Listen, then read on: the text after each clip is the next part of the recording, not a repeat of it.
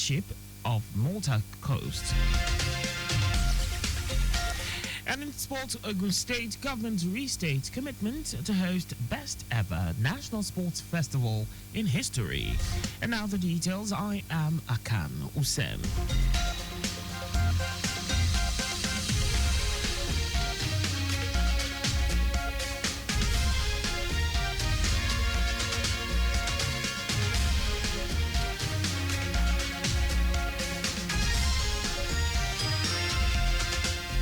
In a bid to ensure quick dispensation of justice in Lagos, Governor Babajide Sanwo-Olu has inaugurated 34 flats of 3 bedrooms for magistrates and senior legal officers' quarters in the Ministry of Justice at Alakpere, Ketu area of the state. The magistrates will occupy 24 flats, while officers in the Ministry of Justice will occupy 20 flats. Governor Sanwo-Olu, who handed over apartment keys to the Chief Judge of Lagos, Governor Sanwo-Olu said the development will boost the morale and productivity of legal practitioners to deliver effective and efficient justice service delivery for residents. And what he will do, it will ensure that our officers that are here, they will dispense justices, without fear or favor. They will do their job and will provide adequate security for them. And they will do it fully, knowing fully well that what government, has entrusted them with, what the citizens are expected of them to do is what they're doing. The Chief Judge of Lagos, Kazeem Alugba, commended the governor for improved welfare package for the judiciary, with a promise that the gesture will inspire them to do more. What brought about this is that it came to a point when our magistrates were being sued in their own courts and sometimes in the high courts for recovery of possession. You all know how embarrassing that could be. And so we cried to the governor, briefed him about the situation, and he said he must find something to do about it. In order to cut time short, this is the manifestation of the promise of Mr. Governor. The Chief Judge implored the beneficiaries to reciprocate the state government's gesture with improved productivity, assuring that more welfare packages will soon be unveiled. Governor Sanwo-Olu also inaugurated the Deputy Sheriff Warehouse in Majidun area of Ikorodu to house seized goods in a secure environment at a cost, pending appeals at the court. As part of efforts to achieve a cleaner, healthier Lagos with sustainable waste management, the Lagos State government has charged PSP operators with improved service delivery and transparency. Addressing a strategic meeting with the Association of Waste Managers of Nigeria, AWAM, Commissioner for the Environment and Water Resources, Tokunbo Wahab, declared that the modes of operation of PSP operators must be digitalized and accessible. The commissioner stated that the association should put in place proper data collation and enumeration of all commercial and private facilities being serviced, as this process will increase accountability and allow operators carry out their responsibilities seamlessly and efficiently. Wahab said the government is aware that PSP operators need some interventions and subsidies, saying that they must be open and broadly expatiate revenue generation and expenditure. He said the continuous increase in population with the corresponding increase in the generation of waste has necessitated the need for LOMA to assist the operators in clearing black spots, stating that several complaints were received from tenements about non-functioning assigned operators. Wahab stated that the time has come for PSP operators to create an online portal whereby GPS receivers installed in their trucks provide accurate locations and numbers of trips performed by each operator daily, amongst other things. The Lagos State Office for Disability Affairs, LASODA, is intensifying its commitment to transparent and inclusive governance through a comprehensive sensitization on procurement processes and the inauguration of a dedicated planning committee. General Manager of LASODA, Adenike Oyetunde Lawal, stated this when hosting the Procurement Process Review Committee, reaffirming the agency's unwavering commitment to full compliance with all procurement regulations. She emphasized that LASODA will exclusively engage contractors duly registered with the Lagos State government, guaranteeing adherence to legal frameworks.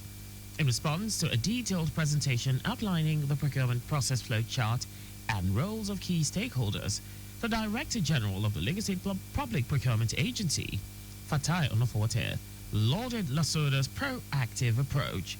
He emphasized that the fundamental purpose of the procurement process is to secure optimal value for public expenditure and ensure that all project and program transactions adhere to due process, thereby bolstering transparency, accountability, and cost effectiveness. Onoforte assured LASODA of the state government's full support in making its procurement processes disability inclusive. And now to the rest of the stories. The federal government has approved a dual certification program for federal colleges of education across the country. The Minister of Education, Tunji Alausa, who made this known on his official X handle, said the program will commence in the September 2025 academic year. Alausa explained that government's actions is intended to strengthen Nigeria's higher education system and graduate employability. He said the transformation was made possible by the revised act governing FCOEs approved by President Bola Ahmed Tinubu in 2023. Alausa also said following this approval, the Ministry of Education held strategic engagements with staff unions and the management of FCOEs to discuss the implementation process.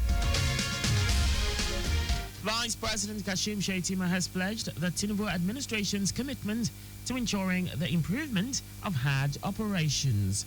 Shettima stated this during the National Hajj Stakeholders Summit organized by the National Hajj Commission of Nigeria, NACON, Hajj Institute of Nigeria.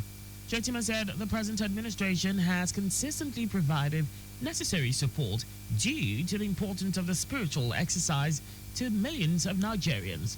He highlighted the support to include diplomatic engagements with Saudi authorities, facilitating foreign exchange allocations for pilgrims, and securing better terms and conditions for Nigerians. NACON Chairman Abdullahi Saleh called on stakeholders to remain united and committed to providing effective and efficient services to the respected guests of Allah, thereby reinforcing renewed hope for Nigerian pilgrims. He assured them that NACON is dedicated to fostering strong partnerships, collaborations, and teamwork to ensure the success of the 2025 Hajj operations. And now to foreign news. The Freedom Flotilla Coalition says its ship, the Conscience, scheduled to carry aids to Gaza, was struck by drones in international waters off the coast of Malta. The coalition accused Israel of being behind the attack. The Maltese government confirmed that everyone aboard the ship is safe and that a fire on board the ship was brought under control overnight. Meanwhile, the Israeli military has launched investigations into reports of the attack. And our Sports Commissioner for Sports, Wasiu Isiaka, says Ogun State is on track to deliver the most remarkable edition of the National Sports Festival in the country's history. With the 22nd National Sports Festival tagged Ogun 2024, scheduled to take place from May 16 to 30, final operations are in full swing. Isiaka also emphasized the festival's broader goals beyond sports competition, citing its potential to foster youth engagement, drive sports development, and combat social vices. The commissioner credited Governor Dapo Abiodun for the sweeping transformation of the sporting infrastructure, noting the administration's commitment to excellence in youth and sports development. And that's all for the news at 4. Slow down at road junctions, intersections, and pedestrian crossings. You can follow us and like all our various social media platforms. On X at Traffic Radio 961, Facebook Lagos Traffic Radio 961, Instagram Lagos Traffic Radio 961, on YouTube. Subscribe and watch us live on our channel, Traffic Radio 961. You can also visit our website on www.trafficradio961.ng. Did you know that the Sanwo-Olu administration introduced the Lagos Economic Acceleration Program, LEAP, to reduce the effect of the COVID-19 pandemic on small businesses? You can get more details on the Lagos State Government website. To end the news, here are the highlights of the major stories. In a bid to ensure quick dispensation of justice in Lagos, Governor Babajide Sanwo-Olu has inaugurated 34 flats of 3 bedrooms for magistrates and senior legal officers' quarters in the Ministry of Justice at Alakbere, Ketu area of the state. The federal government has approved a dual certification program for federal colleges of education across the country. We also told you that the Freedom Flotilla Coalition has reported that its ship, the Conscience, scheduled to carry aid to Gaza, was struck by drones in international waters off the coast of Malta. And in sports, Commissioner for Sports Wasiu Isiaka has expressed Ogun State's readiness to deliver the most remarkable edition of the National Sports Festival in the country's history. For contact with the newsroom, please send a message to info@trafficradio961.ng. And that ends the news broadcast compiled by Kayode Mafolashiri. I am Akan Usen. Thanks for listening and please stay safe. Good afternoon.